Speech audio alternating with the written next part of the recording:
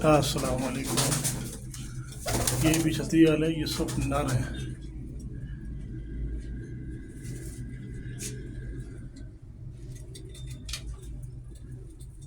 ये दफा अपना उड़े थे बस,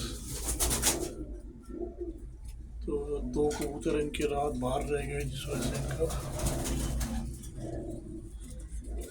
नाम बना नहीं। बाकी कबूतर माशाल्लाह बहुत प्यारे प्यारे हैं, ज़्यादातर वाइट ही है इनके पास। नस्लों का फ़र्क है कि नस्लों का इतना मुझे पता नहीं, बस ये है कि इसमें वाइट आंखें जो हैं कुछ जरचे हैं, कुछ ये मकोए टाइप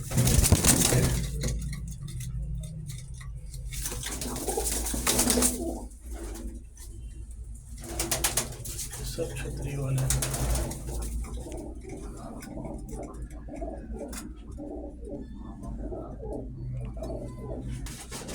ये देखिए, ये है मेरे